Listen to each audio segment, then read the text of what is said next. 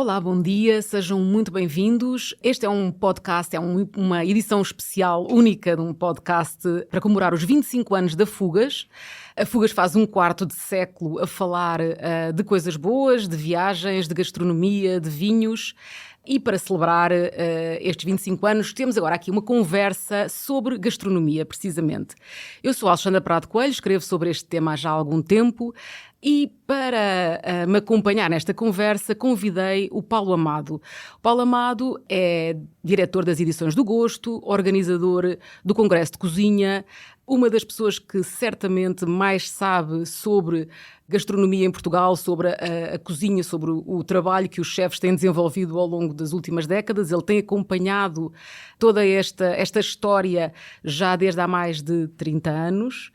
E, portanto, ele está aqui connosco numa parceria entre a Fugas e o Congresso de Cozinha para uma conversa sobre o que foi isso, o que foi o passado, o que é o presente e o que vai ser o futuro da gastronomia e da restauração em Portugal. Olá, Paulo, bem-vindo. Olá, Alexandra, obrigado pelo convite. Queres apresentar-te um bocadinho e dizer porque é que te juntaste a nós, porque é que estás aqui connosco? Eu, de facto, sou o editor da revista Manja e o fundador do Congresso de Cozinha. Tenho-me interessado pelos assuntos da gastronomia, especificamente da restauração, nas últimas décadas em Portugal, e saúdo, antes de mais, o público e o Fugas por um trabalho continuado e de tamanha excelência que nos mostra semanalmente esses recantos de Portugal e do estrangeiro, e dá as opiniões e faz as entrevistas. Portanto, é uma grande alegria estar aqui. Agora, se calhar eu apresentava dois dos convidados. Então, temos 3 convidados. Eu vou apresentar o Diogo Novaes Pereira. Ele tem 35 anos, é o chefe do ano atual e tem uma história interessante. Atualmente ele está com os pais no restaurante Purinhos, em Faf, mas está vindo de uma viagem de 12 anos que seguiu à sua formação na Escola de Hotelaria e Turismo do Porto. Ele foi ao Porto, justamente, trabalhar, foi a Lisboa, a Madrid, voltou a Lisboa e depois voltou à casa dos pais, onde agora está em curso uma remodelação, e há de ser interessante saber dessas remodelações, dessas conexões entre a cozinha regional e a cozinha, e uma visão mais contemporânea da cozinha regional. Depois temos também o António Boia, de 54 anos. Ele é o chefe executivo do grupo Je ne sais quoi, fez a Cordon Bleu em Paris e veio a Portugal estudar porque precisava de desenvolver o seu conhecimento sobre a cozinha portuguesa. Acabou por ficar. E enquanto ficou, foi andando por aqui e por ali na sua profunda conexão ao desenvolvimento das competências dos outros através de equipas de culinária, concursos. Já cozinhou em 49 países. É obra. E temos também a Leonor Godinho. A Leonor Godinho tem 34 anos, anda nestas coisas há já algum tempo, desde os 22, com o Masterchef Portugal. E nessa altura a carreira, os estudos de psicologia acabaram por ficar, foram concluídos, mas ficaram pelo caminho de certa forma, porque a cozinha acabou por a conquistar completamente. Estagiou no Altis Belém, trabalhou no restaurante Feitoria, andou por esse mundo do fine dining, mas depois entrou por outros caminhos, esteve na Musa, depois foi para o Vago e, portanto, sempre em Lisboa, projetos em Lisboa. Integrou o coletivo New Kids on the Block, também mostrando um bocadinho caminhos novos e novas maneiras de olhar para as coisas e de as pensar que estavam a surgir em Portugal e que começaram a surgir nos últimos anos. E depois fez aqui, acho que conseguiu surpreender toda a gente com um projeto aparentemente simples, mas que se calhar tem muito, muito mais que se lhe diga, que é a Vida de Tasca, que abriu em Lisboa e que ela depois vai aqui explicar um pouco melhor. Neste momento está com um novo projeto, o Bibs, que abriu há cerca de um mês e de que também vamos falar um pouco aqui. Não está connosco uma quarta pessoa que nós tínhamos convidado e que não pôde estar presente, mas queríamos só deixar aqui assim esse agradecimento. Ela de facto teve um contratempo que não permitiu estar aqui, mas era a Lara Espírito Santo, que tem o restaurante 100 com o George McLeod. E o restaurante 100, a ideia de ter a Lara aqui connosco era também falar de uma outra a sensibilidade crescente que nós detectamos na gastronomia, que é a preocupação com a sustentabilidade e, neste caso, no caso do 100, levando as coisas ao extremo possível, que é o desperdício zero. Teria sido muito interessante ter a Lara aqui a falar-nos disso, mas eu acho que os nossos convidados também nos podem falar um pouco desta e de outras tendências às quais nós estamos a assistir neste momento na gastronomia em Portugal. Bom, Alexandra, parece-me que é uma boa escolha. Temos aqui pessoas de diferentes sensibilidades, diferentes idades, e acho que temos aqui boa matéria-prima para poder debater. Sim, sem dúvida. Eu se calhar ia começar, Paulo, se tu concordares, pelo António Boia, que está neste mundo há bastante tempo. António, como é que as pessoas olhavam para a gastronomia, os chefes, os aspirantes a chefes, os jovens cozinheiros, quando começou? O que é que se discutia? Quais eram as preocupações? Olá, também parabéns à Fugas por estes 25 anos. Bem, quando eu comecei, a gastronomia em Portugal não era vista como uma profissão prestigiante. Tanto é que não havia jovens em verdade para a gastronomia. Eu começo lá fora, começo na Cordon Bleu, regresso a Portugal.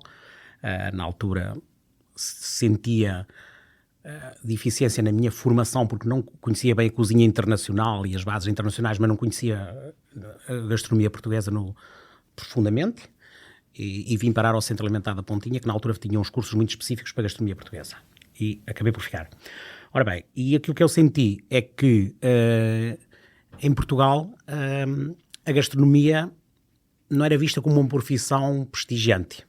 Ao contrário, hoje, acho que está demasiado exposta e também acho que está demasiado na moda. Nem 8, nem 80. Nessa altura, quando isso não se enverdava para os jovens, eu recordo-me que em 92, para a primeira equipe olímpica júnior culinária, era preciso 6 elementos e organização. Foi muito difícil conseguir 6 pessoas com menos de 22 anos no país, porque as escolas hoteleiras nessa altura só se entravam nas escolas hoteleiras com 23 anos. Portanto, não havia jovens a entrar. E houve uma evolução grande. Estes 25 anos trouxeram grandes transformações e algumas não nos recordamos. E eu vou destacar uma coisa que mexeu muito com tudo, que foi a higiene, quando em 98 foi aprovado na Comunidade Europeia a implementação do HACCP, e claro, 98, 2 anos, e ali por ano 2000, ou seja, há 25 anos, é quando começa o boom em Portugal e começa toda a gente a pensar em abatedores de temperatura, começam as inspeções a ser muito mais rigorosas. Obviamente criou moça, mas isto elevou o país, elevou a segurança alimentar e a qualidade. E queria mencionar só aqui um facto que os mais velhos lembrarão-se, mas nós entrávamos num café, tomava-se um café, metia-se metade do pacote do açúcar e o outro ia para o chão em frente ao café. Em frente aos cafés era só pacotes de açúcar. Fumava-se e ia para o chão. Hoje isso melhorou muito. Olha, António, eu lembro-me de algo que tinha que ver com uma certa paixão, deslumbramento. Portanto, levámos muitos anos com uma cozinha regional e surge uma nova geração, essa dos 90, e que de alguma maneira se deslumbra pelo que é estrangeiro. Parece-me que hoje já nos acomodamos de outra maneira com a nossa herança, com o nosso património, mas à época, concordas que havia ali uma certa loucura pelas vieiras, o foie gras e tudo o que vinha de fora? Bem, nós os portugueses valorizamos sempre mais o externo que o interno, infelizmente. Sim, é verdade que nessa época olhava-se muito o que vinha de fora. Acho que a transformação, e isso está em andamento, mas é preciso mais. É preciso olhar para a gastronomia portuguesa, olhar para aquilo que é nosso e valorizar. E nós que muitas vezes vemos a evolução que teve a gastronomia espanhola, e eu acompanhei essa evolução, lembro-me da gastronomia espanhola estar muito lá atrás, e essencialmente eles, quanto a mim, fizeram 3 coisas que eu acho que 3 pontos importantes que nós portugueses devemos também perseguir e fazer, que é, 1, olharam para dentro, olharam para a sua história, para a sua gastronomia e valorizaram. Isso foi muito importante, olhar para o seu receituário, deixar de copiar e valorizar aquilo que é nosso. 2, aplicaram as técnicas que existia ao dispor e a tecnologia internacional, a ciência ajudou muito nisso, não é? Como os termómetros, como os fornos a cozer cientificamente, ou seja, todos os equipamentos. E terceiro, aproximaram-se do conhecimento científico. E quando eu digo aproximar-se do conhecimento científico, houve uma aproximação grande dos espanhóis às universidades e ao conhecimento. E daí que se desenvolveu não só maquinaria, como produtos que fizeram uma evolução fantástica da cozinha espanhola. E nós temos que olhar para os nossos produtos, olharmos para dentro e aplicar as técnicas, os equipamentos que hoje temos ao dispor. Minha avó, quando assava uma carne, ou até a minha mãe, não tinha um termómetro para controlar cientificamente a temperatura. Hoje trabalhamos. Quando eu comecei a trabalhar à carta, nós era por memória se o bife estava no ponto ou não. Mal ter um relógio numa cozinha. Hoje trabalhamos com 20 cronómetros. E, portanto, é tudo muito mais científico.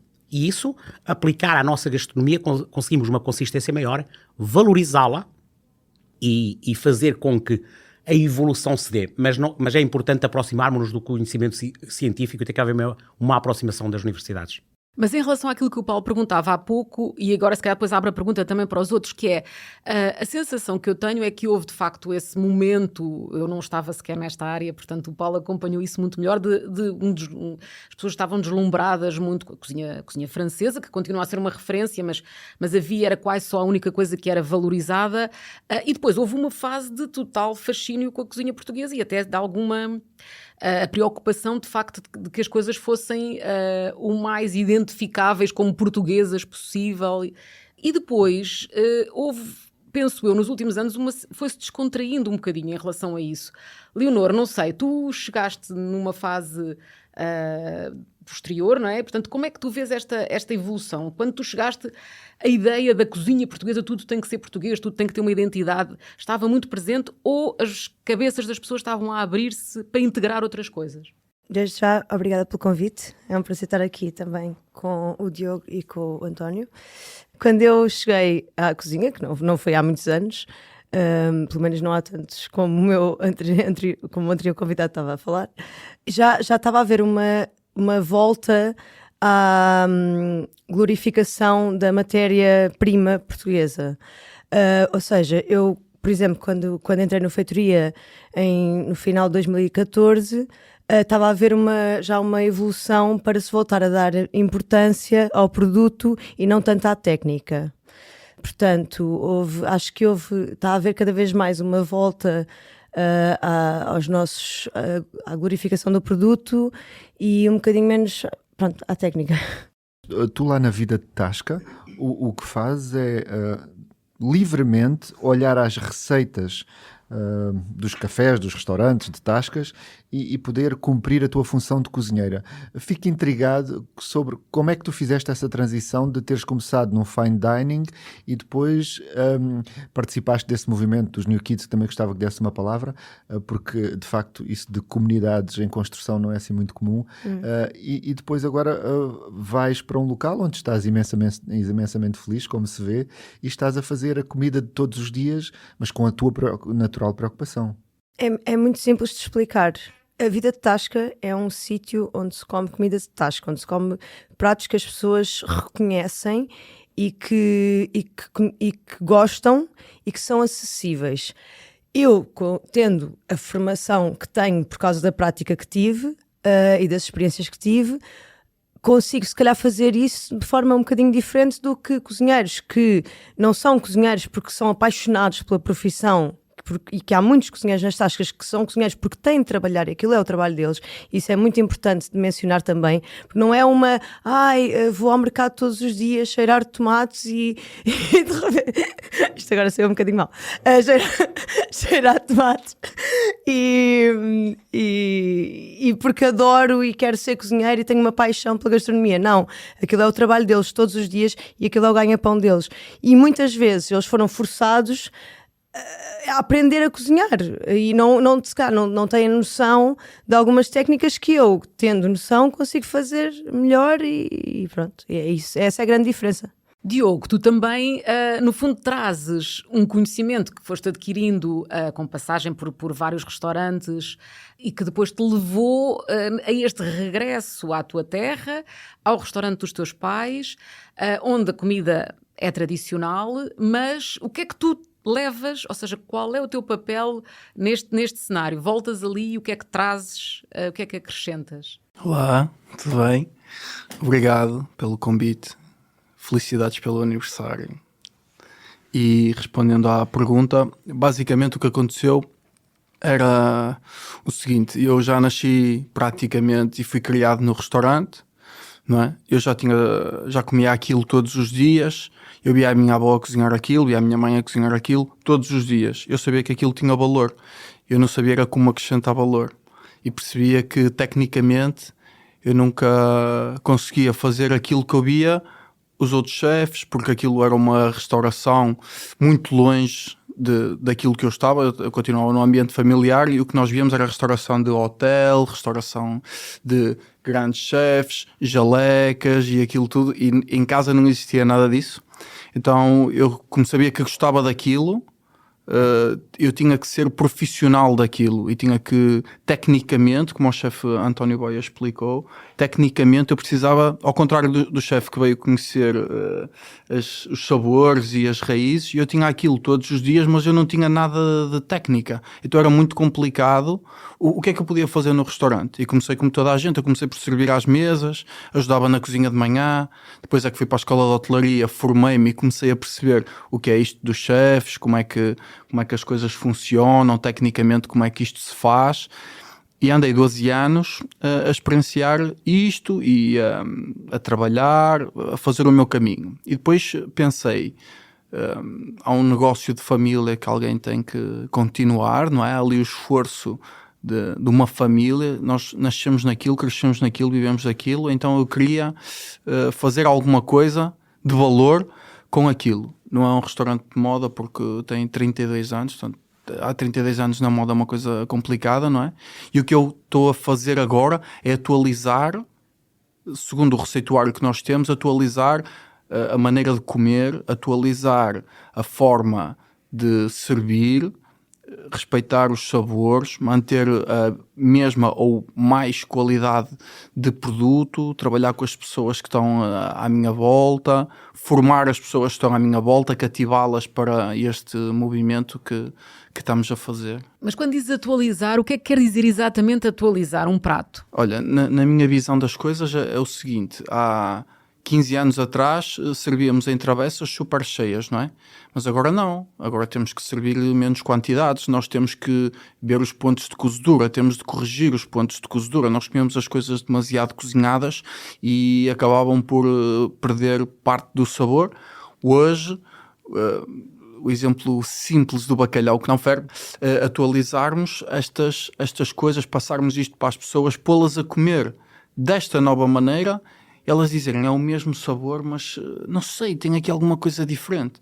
Então é começar com isto, pouco a pouco, todos os dias um bocadinho, e fazemos isto. Este é o toque que eu estou a dar aqui. Gostava de lançar aqui um tema inspirado pelo aquilo que acabas de nos dizer e que tem de ver com o notório aumento do número de visitas ao país. O turismo tem aumentado de uma maneira fortíssima, é grande motor da economia. A oferta de restaurantes também tem aumentado, mas parece que temos um problema que tem que ver com a mão de obra. Portugal tem mais de 200 escolas onde se ensinam os temas da hotelaria e da restauração, mesmo assim não gera em número suficiente cozinheiros, empregados de mesa e gestores de restaurante. Portanto, não há recursos humanos formados em suficiência para o restaurante. Tu que fizeste essa tua educação e que agora estás no teu percurso, onde é que tu vês aqui o problema? As pessoas não gostam de ir, o que se aprende lá não é suficiente. Porquê é que nos falta mão de obra para trabalhar na restauração em Portugal? É também a restauração ela própria que não é muito atrativa? Eu acho que tem a ver... Há duas coisas, não é? Tem a ver com a metodologia que era utilizada antigamente, ou seja, a forma, as condições de trabalho, a forma como as coisas eram feitas, e as pessoas colocavam-se nesse papel, os trabalhadores colocavam-se nesse papel porque era o sustento e tinham que fazer aquele trabalho. Hoje, como o mercado está diferente e há outras ofertas e as pessoas procuram outras ofertas de trabalho, os cursos, a meu ver, podiam ser um bocado mais atualizados, podiam ser um bocado mais modernos e com as necessidades de que a nova geração precisa. Nós não podemos passar o dia no restaurante, também precisamos ter uma vida fora do restaurante. Acho que isto é um ponto que deve ser pensado. Dá para ter uma vida e trabalhar em restaurante, António Boia? Dá, mas é difícil. É muito difícil conciliar. A restauração é uma atividade de paixão, de gosto. E quando se gosta e quando se tem paixão por aquilo que se faz e somos exigentes, eu sou muito exigente para comigo mesmo, e portanto temos que nos dedicar de alma e coração. E isso obriga-nos a muito tempo presente, obriga-nos a uma dedicação e por vezes esquecemos a vida social e familiar e vivemos num mundo que é o nosso mundo da cozinha. Enquanto que as outras pessoas depois no dia de folga vão a um restaurante e usufruem, eu vou a um restaurante e vou às folgas, mas não consigo desligar-me. Estou atento aos detalhes, aos pormenores, a aprender sempre qualquer coisa, a ver, e portanto é uma atividade que direi quase 24 sobre 24. Outra parte que eu estava a dizer é que eu acho que na nova geração, acho que falta compromisso. As coisas não são assim. Mas há ordenado para acompanhar todo esse gosto e esse compromisso? Bem, vamos lá ver uma coisa. Hoje em dia, nós temos um problema de produto. O problema da gastronomia portuguesa, e não só, produto. Okay? O produto, muito produto, é importado, e não quer dizer que não se possa fazer cozinha portuguesa, porque assim, o que é a cozinha portuguesa? É um borrego da Nova Zelândia e faço um ensopado de borrego? Ou é um robalo e faço um folhado de robalo, com manteiga? O preço do nosso produto, mesmo os nossos produtores podem vender lá para fora o produto, o preço do produto é o mesmo preço que a nossa vizinha Espanha. O custo que o produtor tem é o mesmo que a vizinha Espanha, mas em Portugal come-se mais barato nos restaurantes. Porquê? De onde é que vai sair isso? Da mão de obra e do staff. Quem paga a fatura da diferença do preço final cá para a Espanha, por exemplo, que está aqui ao lado, o produto é o mesmo, os custos energéticos são maiores, os impostos são maiores, o esforço sai das equipas. Mas e mesmo assim, os portugueses queixam-se que não têm dinheiro para ir aos restaurantes, ou que cada vez menos têm dinheiro para ir a restaurantes. Sim, Leonor, tu criaste uma oferta precisamente que foi ao encontro, se calhar, de uma dessas necessidades, não é? Que as pessoas queixavam-se já não conseguir ir a restaurantes. Na vida de tasca é possível como? E mesmo assim, eu acho que é importante também parar de glorificar as tascas que praticam preços demasiado baixos, porque isso não é real. Ou seja, isso vai de encontro com as pessoas passarem o dia inteiro no restaurante de manhã à noite, que é uma preocupação atual de saúde mental, de saúde física, de tudo. Já não é possível. E as pessoas já não querem. As pessoas mais novas já não querem passar 18 horas num restaurante e por isso é que também não continuam a praticar. Por exemplo, o trabalho de tasca que permitia praticar esses preços era por um esforço do staff e das equipas. Eu acho que há aqui um tema que não se aborda muito e que depois vai troncar nestas questões, que é, acabou-se com os mercados tradicionais. Nós não temos mercados tradicionais onde o produto de excelência aparece. Então, a sociedade não tem noção do quilo do preço do produto. Porque os que têm baseiam-se, os que vão mais, baseiam-se nas grandes superfícies nos supermercados, onde o produto é de má qualidade e onde são preços esmifrados ao agricultor e ao produtor. Porque os grandes hipermercados esfolam os agricultores e os produtores até à falência. E não se tem noção de quanto é que custa um quilo de robalo. Um quilo de robalo de mar, hoje, chega-nos 35, 40, 45 euros. As pessoas não têm noção. Ao restaurante, para ao trabalhar. Restaurante. Porque aquela história de que acham que o chefe vai ao mercado, à praça, escolher o produto e tudo, isso é só quando as televisões vão de trás. Porque isso não é verdade. Nós temos que ter parceiros. Eu tenho fornecedores que trabalham comigo há 20 anos. São parceiros em que há confiança. E nós escolhemos um tipo de produto, selecionamos o tipo de produto que queremos e tem que haver confiança nas redes de abastecimento. Porque se o chefe for todos os dias à lota, depois ao mercado dos vegetais, depois não sei o quê, mais diz que depois ainda está no restaurante mais 14, 15 horas, então o dia dele tem que ter 35 ou 40. Portanto, isso. Mas eu acho que a sociedade não conhece o real valor dos produtos autênticos. Mas deixem-me só fazer aqui uma provocação, que é, não há no receituário português uma série de receitas que se calhar são à base de arroz, de leguminosas, não precisamos estar sempre a comer robalo ou carne de primeira qualidade ou basear a oferta em... Sim, Diogo. Eu vou responder com aquilo que eu faço no restaurante, que é, nós selecionamos o produto, os meus pais já tinham a rede deles, então as pessoas sabem que o produto que nós queremos. O mesmo bacalhau que eu utilizo no restaurante, eu separo os cachaços do bacalhau, os lombos do bacalhau, o rabo do bacalhau e as badanas do bacalhau. À hora do almoço eu tenho pratos como o bacalhau à espanhola, que é feito com as badanas, eu faço os bolinhos de bacalhau com o rabo e estou a dar o mesmo produto com qualidade, a um preço mais acessível, para as pessoas comerem bem. E depois, na refeição, vamos dizer mais nobre, que as pessoas elegem qual é que querem, comem as postas ou as partes mais nobres do bacalhau. Este é o trabalho que eu estou a fazer lá e eu faço isto com todos os animais e legumes e tudo aquilo que nós, produtos, todos aqueles que nós trabalhamos no restaurante.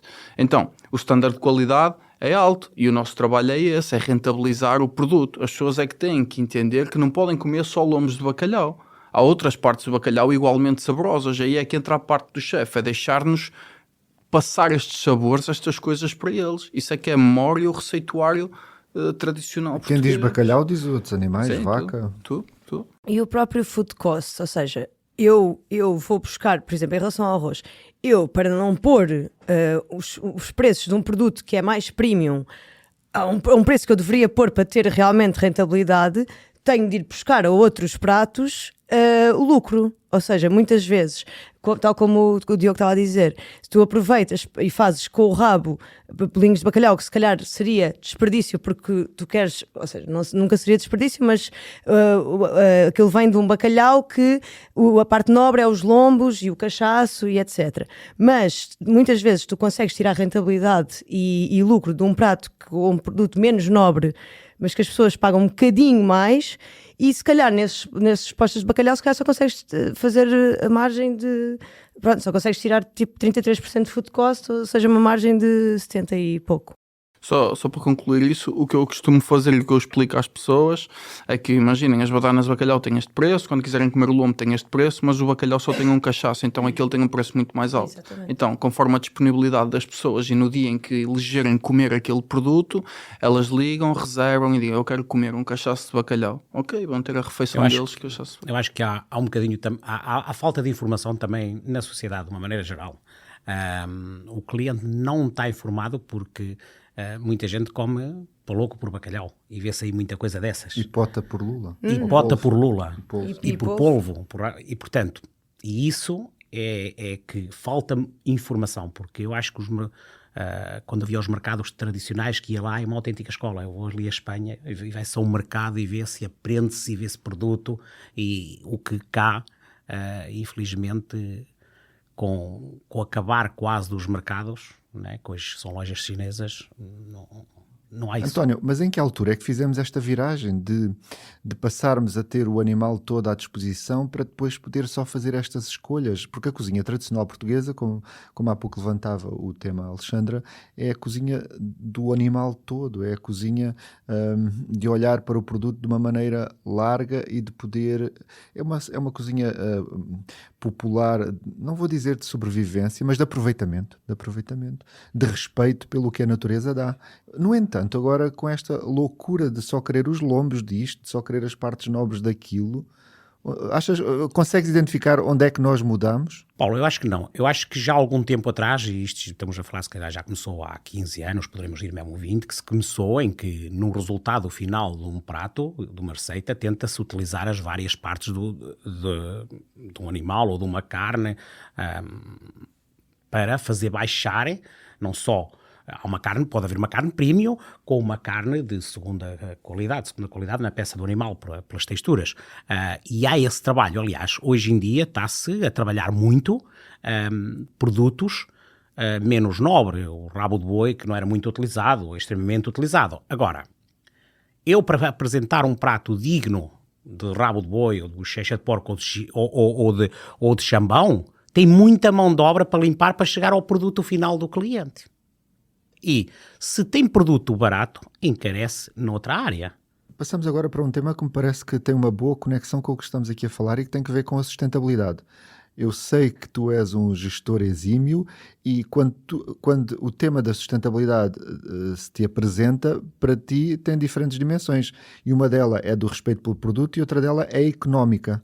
Claro, Portanto, tem que haver um equilíbrio. As cozinhas são agora mais sustentáveis, sabendo que existe o ambiente pela preocupação do mundo em geral, a economia e depois a parte social pelas pessoas, que também é importante falar. Sim, a cozinha e uma cozinha gere-se, ou um restaurante gere-se com equilíbrio. Tal como se gera com o equilíbrio do produto, né, de uma vaca, eu posso ter o lombo vazia de primeira qualidade, que é classificação, ou posso ter um chambão, um nispo, uma bochecha.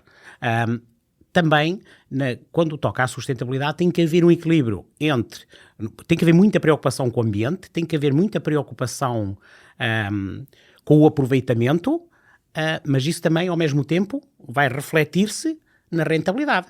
Se eu for aproveitar mais os produtos, se eu reutilizar mais os produtos, eu estou a ajudar no ambiente, mas ganho economicamente, porque a reutilização e o bom aproveitamento faz com que consiga uma rentabilidade maior.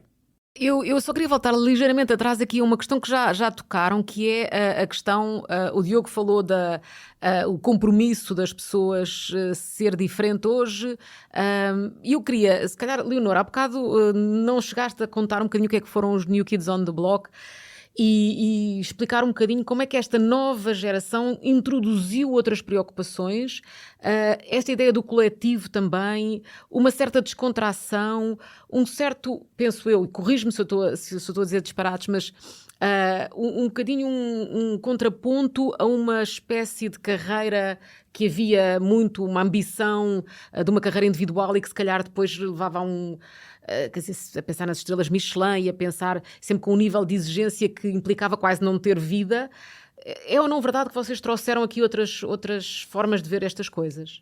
Eu quero acreditar que sim, e também não só as preocupações com não trabalhar tantas horas, com tentar fazer com que toda a gente tenha um ambiente de trabalho mais saudável, democratizar um bocadinho a cozinha no sentido de não ser só para da cozinha de autor, digamos assim, não ser só para uma elite e de as outras pessoas só poderem ir à tasca, ou seja, eu acho que já vem um bocadinho da geração também um bocadinho anterior, mas eu acho que foi importante libertarmos um bocadinho de algumas ideias fixas do que é a cozinha e acho que tentámos fazer isso, sim. E o que é que aconteceu a esse grupo? Não continuaram? Porquê? Não, nós não continuámos porque aquele foi um momento no tempo em que nós... Era preciso fazer essa afirmação? Sim, num período também de pandemia em que foram postas muitas restrições e que os restaurantes estavam a sofrer muito, nós juntámos-nos e fizemos muitos eventos juntos, alguns até um bocadinho ilegais, mas pronto, um bocadinho num sentido de resistência e de unir esforços. Porque a verdade é que cada vez mais se faz pop-ups com chefes, ou seja, cada vez mais se juntam chefes para fazer pop-ups e para fazer eventos. É uma coisa que não acontecia. Havia jantares a 4 mãos, mas era quase uma competição. Era tipo, então, é verdade. É uma geração, não é? É uma geração que muda. Queres ajudar-nos a compreender melhor a tua geração? Mas eu quero Estás ouvir... com receio porque o chefe Boia está a dizer que não. Não estou com receio. Quero ouvir a outra opinião. Então, ouçamos e depois voltamos. As modas vão e vêm. Agora está o jantares a 4 mãos, mas as equipas não trabalham lá só 2 pessoas, os outros não são manetas. Não. Isso era antigamente, que se chamava jantares a 4 mãos. Mas deixa-me dizer uma exatamente. coisa. Os anos 80 e 90 foram ricos em semanas gastronómicas. Quase todos os chefes, desde o hotel de 3 estrelas, por aí fora, toda a gente viajava pelo mundo todo a fazer semanas e recebíamos chefes cá. Eu lembro-me Sim, a nos Rota anos das 90. Estrelas. Não, é anterior. Anterior às estrelas. Eu lembro-me nos anos 90 que trabalhava ali no Meridian, que já não existe, agora é Intercontinental, em que nós tínhamos semanas gastronómicas todos os meses com outros chefes da cadeia que vinham. Lembro-me de trabalhar na Cesar Park e vinham os chefes da Argentina, do Brasil, da cadeia. Mas mesmo até os restaurantes. Eu em 98 foi quando eu aprofundei uma relação de maior amizade com o falecido e saudoso Gabriel Fialho, em que ele dizia-me, eu não posso já sair para semanas porque o Turismo de Portugal, na altura o ICEP, quer que eu ande sempre a cozinhar para fora e os clientes vão a Évora para me ver e eu tenho que estar lá. E, portanto, havia isso. Saía-se muito, nessa altura viajava-se muito e havia muita semana gastronómica, eram semanas inteiras. Hoje passou para jantares de um dia. Eu continuo a fazer semanas inteiras num programa que tenho que é palco, dar palco a quem não tem palco, vou buscar restaurantes de província, mas isso fez. Depois houve uma altura que percebeu-se que as pessoas iam aos restaurantes e o chefe não estava lá, então houve que abrandar um bocadinho. Mas sempre se fez. Eu pegando nas semanas do dar palco a quem não tem palco e no trabalho que vocês fazem no Sequá de trazer até Lisboa projetos que estão na província, agora perguntava ao Diogo se vocês sentem que de facto não têm palco estando fora de Lisboa ou não é assim? Não, eu acho que nós temos palco, alguns temos palco, conseguimos fazer algumas coisas, mas isto que o chefe faz é muito importante, porque nos ajuda bastante a divulgar o trabalho que nós fazemos para outro público e também cria uma coisa importante, que é o restaurante de destino. Quando as pessoas viajam por certas partes do país, têm uma referência dada por alguém que é uma referência, ou seja, o chefe é uma referência gastronómica e diz assim, eu trago aqui este meu convidado, porque no sítio onde ele está, eu acho que é uma referência gastronómica. E as pessoas, quando se deslocam àquele sítio onde está aquele restaurante, dizem, olha, eu conheci-vos quando estive naquela semana. E há esta troca espetacular de cultura e de pessoas. Eu faço um bocadinho isso no Porinhos. Eu vou convidando alguns chefes de alguns pontos do país a cozinhar temas específicos da região onde eles estão.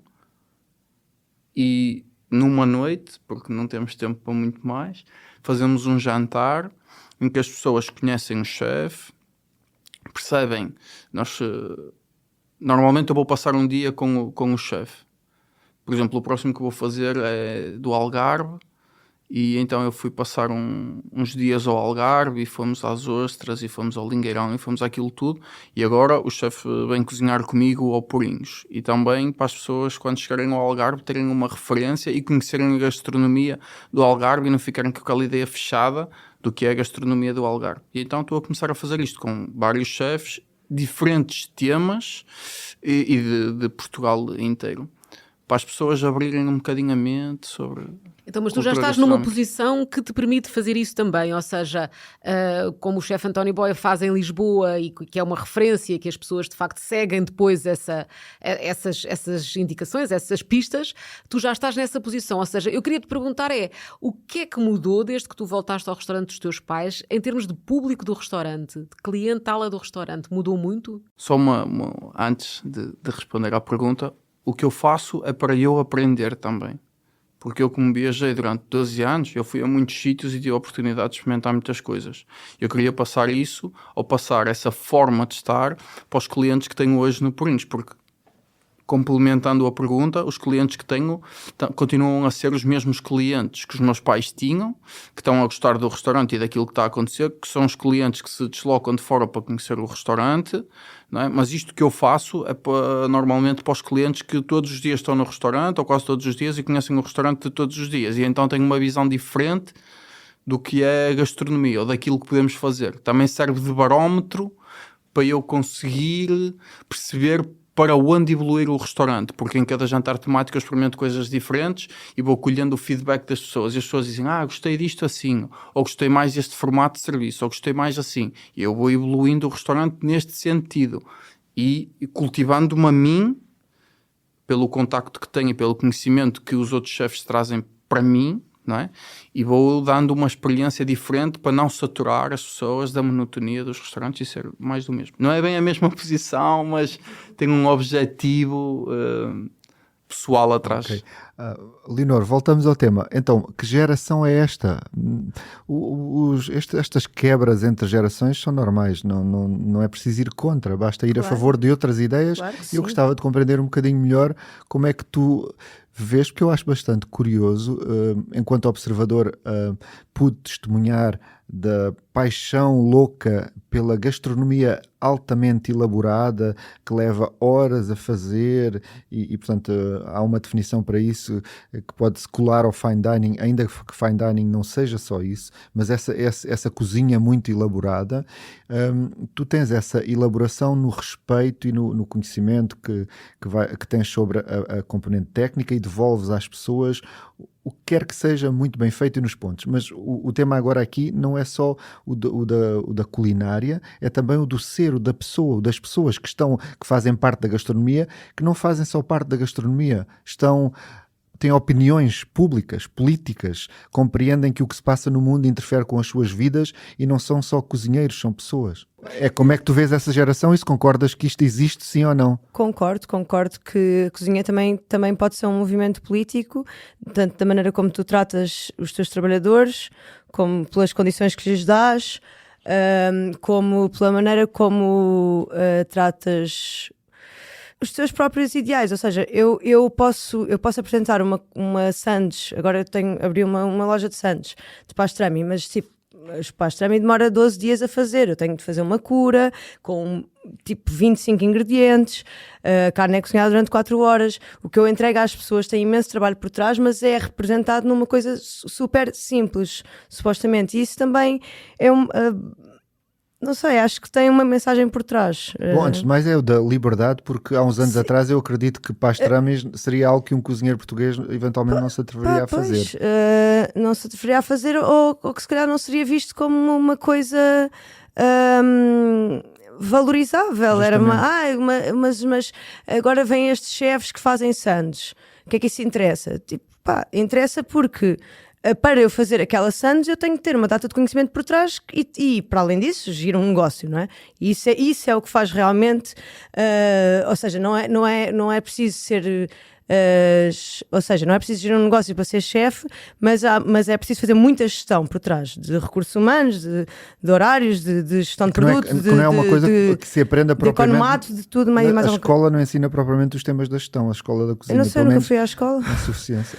E no entanto geres um restaurante. 2. Pronto, é assim, mas ou seja, foi uma coisa que eu fui aprendendo por causa da minha experiência a trabalhar. Um chefe não se torna chefe de um dia para o outro, mas aprendi por causa da minha experiência a trabalhar. E, portanto, para concluir, estes temas desta geração e a maneira como olha o mundo são abertos e vão além da cozinha, é isso? Penso que sim. Mas, e falando das várias gerações, também, António, aqui, esta ideia, por exemplo, de que, e voltando se calhar a uma pergunta que eu fiz aqui no início, que era essa questão de temos que ser absolutamente portugueses na cozinha que fazemos. Neste momento há projetos, a Leonor estava a falar aqui do seu novo projeto, o Bibs, não é? Sim. As sandes de pastrami, ou há um projeto sobre o qual eu escrevi há pouco tempo, que é um cozinheiro português que faz ramen e que se especializou em ramen. Isto hoje em dia não é chocante, ou seja, estamos a fazer um prato que é tem uma outra origem, mas sou um chefe português, faço eventualmente com produtos portugueses, faço com uma maneira de olhar as coisas própria e com uma identidade, que acaba por ser uma cozinha de autor. Isto hoje em dia é aceitável, antigamente era mais dificilmente aceitável? Como é que o vê? Claro que é aceitável e isso faz parte da evolução. E, bem, vamos ver uma coisa. Antigamente as coisas, por exemplo, eu lembro-me eu tive uma formação em França é o país dos patés, terrinas, isso tudo, marinadas, era normal. Quando chego cá, era uma coisa pouco usual. trabalhei uns 20 e tal anos em Portugal antes de chegar ao Ritz, e quando cheguei ao Ritz havia receituário de terrinas desde o dia da abertura do Ritz, porque teve uma componente grande de chefes franceses lá. Portanto, isso sempre se fez. Agora, hoje clicamos e temos a receita do país que queremos e 10 vídeos e depois tiramos dali conclusões daquilo que poderá ser mais aproximado, testes. Bem, há uns anos atrás era muito mais difícil. Eu lembro-me de ir à FNAC, na França, no país da gastronomia, e havia uma prateleira pá, aí com 2 metros onde estavam todos os livros de cozinha que oferecia a FNAC. E era isso. E Portugal tinha 3, 4 livros mais antigos que era difícil quando acabava uma edição, né? E depois tinha o livro da Dona Maria Luz Modesto que estava em todo lado. Mas, por exemplo, um dos melhores livros que pouco se fala da gastronomia portuguesa, que foi editado em Portugal, embora tenha muita coisa internacional, mas também muita portuguesa, que é a Cozinha Ideal Manuel Ferreira, que está a sair edição há muitos anos. Portanto, era muito difícil nessa altura também conseguir-se isso. Repara, eu lembro-me de trabalhar numa casa em França e eu e mais outro cozinheiro tivemos que montar um esquema para apanhar uma receita de foie gras. Hoje isso, clicamos e há 50. Porque também não... O próprio Je ne sais quoi tem o Je ne sais quoi Ásia, não é? Onde vocês apresentam... Sim, mas isso viajamos muito pela Ásia e investimos, mas também muitas coisas pesquisamos, é óbvio. Mas hoje em dia a globalização é tudo muito mais fácil. Nós queremos o livro do Nobu, em 3 dias temos o livro do Nobu. É o fim do segredo. Não é o fim do segredo, eu acho que é assim. Vamos ver uma coisa. Na cozinha não há segredos. Não venham com histórias. É mão. E depois treino. Não é uma coisa, mas alguma vez, com 50 mil televisões a filmar, se escondeu o Cristiano Ronaldo ou o Messi de mostrar como é que eles trabalham, tocam na bola. E todos os outros treinam ao lado deles. Depois há um dom e há algumas particularidades. Agora, eu acho que eu não tenho segredo para nenhuma receita. Não tenho problemas em dar todas as receitas. Porque assim é que se faz a evolução. Mas convenhamos que nem sempre foi assim. Daí que eu tenha dito que é o fim do segredo. Não, eram outros tempos e era tudo mais difícil, mas para uma coisa, também havia muitas receitas. Por exemplo, nós quando olhamos para a gastronomia portuguesa, se recuarmos, a nossa cozinha portuguesa vem de onde? Vem do povo. Qual é a receita que nós temos que saiu da corte portuguesa ou saiu da... Não temos. Porque nós em Portugal... todas as receitas vêm do povo e, repara, a riqueza de receituário que tem o Alentejo e vem dos trabalhadores e dos povos e das necessidades da dificuldade e da retransformação, porque as mulheres, as donas de casa eram umas autênticas gestoras. Geriam o porco do focinho até o rabo e dava pó no todo. E depois começámos a ver esses saberes da tradição no fine dining, na alta cozinha, o que é bom, não é? Sim, só que fez um esforço real para passar isso para o homem, porque a transformação da cozinha doméstica para no final do século XIX e para tornar a cozinha num negócio feita pelo Auguste Escoffier, isto foi mesmo pensado. Foi passar aquilo de uma atividade doméstica, que era feita pelas mulheres, para uma atividade profissional e que fosse lucrativa. E foi feito um esforço efetivo para pôr os homens na cozinha e porque nos setores em que as mulheres trabalhavam ganhava-se menos e eram setores menos valorizados. E para se valorizar o setor da gastronomia, e eu já li bastante sobre isto... Parece-me que estás a falar sobre a invenção do restaurante, não é? Sim, a invenção do restaurante, e foi assim que os chefes, em vez de serem as mulheres que estavam na cozinha, que faziam a gestão doméstica e etc., passaram a ser só homens. E o modelo de organização também, com alguma parecência ao mas modelo militar. Isto é real, isto foi um esforço feito, efetivo, para valorizar a profissão da cozinha. Falemos de futuro. Achas que no futuro vamos conseguir manter a cozinha portuguesa com um caráter distintivo ou, como dizia um estudo há pouco tempo apresentado aqui em Portugal, de que à medida que o turismo cresce também uma cozinha ultraprocessada e isso interfere com a identidade. O que quer dizer uma certa homogeneidade, que é o receio que nós tínhamos de Lisboa há uns anos atrás, uma certa barcelonalização de Lisboa, que aludindo àquela ideia de que perdeu a identidade, a cidade, com muitos turistas e de repente tens restaurantes, tens gastronomias de muitos locais, mas a essência do país perde-se. Futuro. Tens medo do futuro? Tens alegria para o futuro? Tenho muito medo do futuro, mas é por outras razões. Não tanto por causa da perda do receituário português. Okay. É mais por um cenário político, mas pronto, e não vamos entrar por aí. Mas a gastronomia pode salvar também. Sim, ok, mas então o futuro da gastronomia portuguesa, o que é que se te oferece dizer? Agora tenho que te oferecer uma possibilidade bastante ampla, estava a querer afunilar. Quer dizer, acho que não se vai perder a gastronomia portuguesa porque é uma gastronomia muito fundamental, muito enraizada? Sim, enraizada. É preciso que não se percam a passagem de avós para mães e de mães para filhos. Acho que isso é a maneira mais prática e mais real de passar as tradições, mas sim, mas corremos um risco, sim. Penso que corremos um risco. Eu acho que o risco de se perder a gastronomia portuguesa já foi maior. Foi maior na altura em que se passava, de facto, as receitas de mãe para filha, mas se dizia a receita sem quantidades e sem estar escrita. Eu lembro uma vez numa mesa dos portugueses que uma senhora foi lá e fez a melhor alcatra que eu já comi. A alcatra estava... Aliás, até vou confidenciar uma coisa aqui. Foi a única vez que em sabor dei 20 pontos num concurso. E um colega do júri perguntou à senhora, como é que fez isto? E ela disse, não fui eu que fiz. Uma senhora, 70 e tal anos, não foi você que fez? Não, foi o caçoilo. A minha avó disse-me para meter 1 quilo de carne e meter água até onde é que está ali estalado. E nós dissemos, mas e o dia que partir o caçoilo? E ela diz, valha-me Deus, não me diga que se me vai partir o caçoilo que nunca mais como alcatra. Portanto, a ingenuidade da senhora é que não escrevia a receita. E portanto, e já contei isto, já tinha contado isto até ao Paulo Amado, as receitas hoje em dia estão-se a escrever. Agora, o tema aqui está a autenticidade dos produtos. A gastronomia de um país e de um local tem a ver um bocado com o terroir e com o produto, e nós estamos a perder cada vez mais pequenos produtores. Porque há uma dificuldade em manter os pequenos produtores autênticos. As massificações são necessárias, porque hoje a globalização e o mundo, para não passar fome, e este consumo, às vezes, quando dizemos consumo exagerado, proteína animal, mas também os vegetais também precisam de alguém trabalhá-los. E também é preciso trabalhá-los massificadamente. E aos trabalhos massificadamente também temos tratores, gasóleos. Isso é um tema. Pesticidas. Precisamos desses produtos, o mundo precisa desses produtos, mas o mundo precisa desses produtos, Paulo, por mais que queiram, porque hoje, eu li uma vez no Figaro que 74% da alface consumida na Europa não tem contacto com a terra.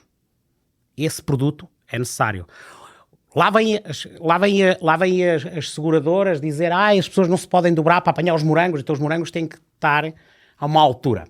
Esse é um tema. Mas depois os pequenos produtores, tradicional, alface, que vêm que recebemos num restaurante e tem a lesma porque é natural, esse produtor é que me preocupa. O senhor Zé que anda lá com os cabritos na serra, o senhor Manel que cria vaca mertolenga, portanto, isto é que eu acho que devia-se olhar de uma maneira diferente para os produtores.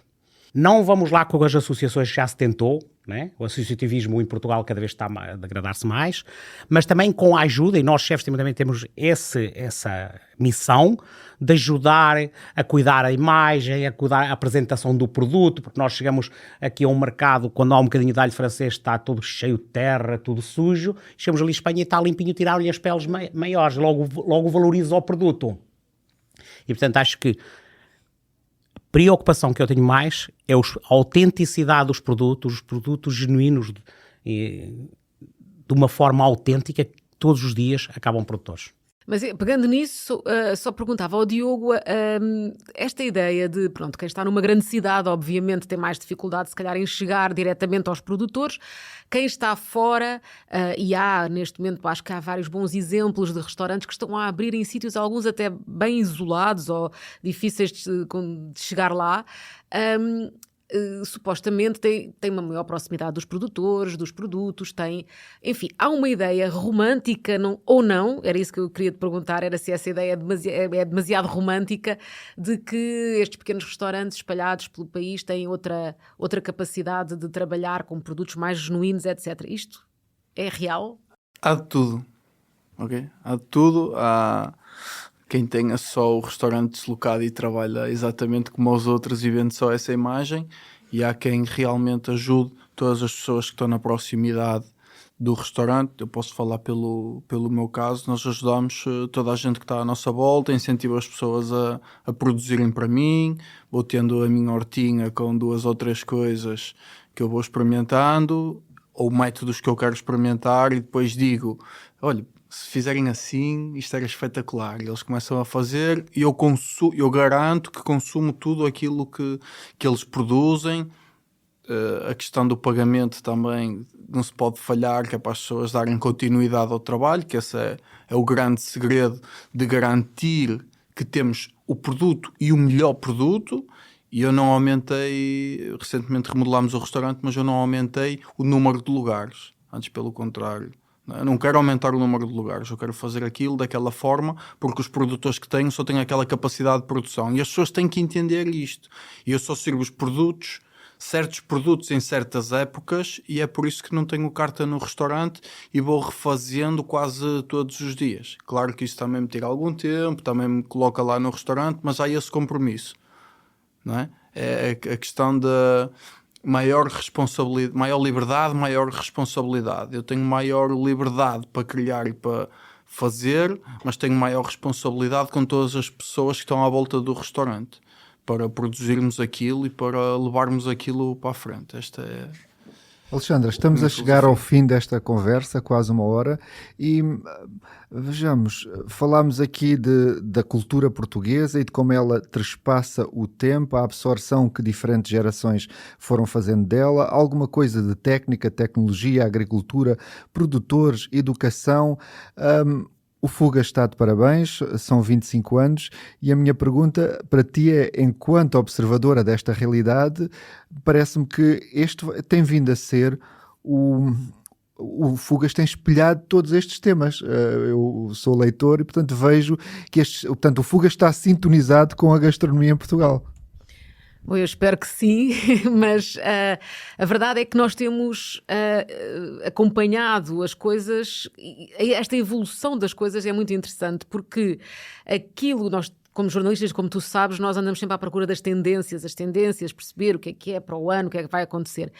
E eu acho que há, neste momento, muitas coisas que coexistem, e coexistem de uma forma que é interessante, que não é, que não exclui as outras.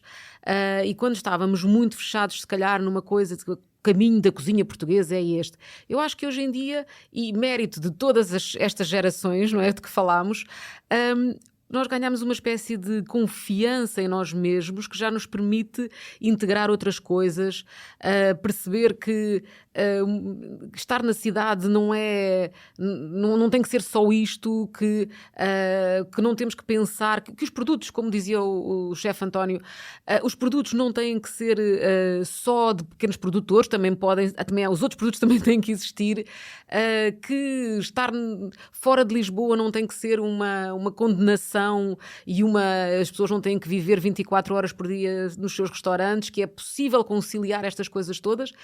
E o que eu sinto sobretudo neste momento é que sim, mais trabalho para nós, que temos que espelhar mais coisas, mas muito interessante porque as coisas estão a coexistir com outra paz, no fundo. Mas já agora, não os penses que vais escapar. Porque eu fiz-te uma entrevista aqui há uns tempos, eu acho que foi em 2019, e em que tu dizias a gastronomia vai ser uma ópera completa. E eu, só para terminar aqui, queria te perguntar isso. Hoje em dia já vemos a gastronomia como uma ópera completa? Sabes que eu tinha esse sonho e trabalho, e esse sonho tem algo de implícito, que é, ao dizer que a gastronomia é uma ópera completa, quer dizer que ela está integrada na sociedade e convive com as outras expressões sociais, artísticas e humanas. E, portanto, tenho muito interesse em poder fazer essa afirmação da gastronomia, colocando-a em palco trazendo outras visões sociais para palco. Falámos aqui de que as pessoas da gastronomia também têm a sua opinião, claro que sim, são portugueses, é um país livre, felizmente, ainda bem, e portanto eles podem ter as suas visões, opiniões, e há outras interpretações que podem ser artísticas, que eu acho que conjugadas com a gastronomia só trazem uma exacerbação da experiência, porque a boa gastronomia no seu tempo, com reflexo de cultura, é um prazer imenso, é um prazer à vista, à boca, ao corpo, o que todo o corpo canta, mas melhor cantará se ouvir alguém cantar ao lado para fazer ali um uníssono. Portanto, essa ideia da gastronomia como forma de expressão a acompanhar a sociedade é essa ópera completa que eu persigo. Sinceramente, persigo a construção desse momento em que estamos comendo, mas também ouvindo, falando, debatendo, e que no fundo, quem sabe, fica aqui os meus 5 tostões para a conversa, pode ser esse o futuro do restaurante, que é ser muito mais do que um restaurante onde vais comer, que já não é só o sítio onde vais comer, mas o sítio onde vais interagir com outras pessoas, existir socialmente, culturalmente e também comer. Muito obrigada, Paulo, muito obrigada a todos. Nós vamos continuar aqui pelo nosso lado a Fugas a contar estas histórias, como a revista Manja, como o Congresso de Cozinha, e vamos continuar a encontrar-nos todos por aqui. Muito obrigada. Obrigado. Obrigada. Obrigado.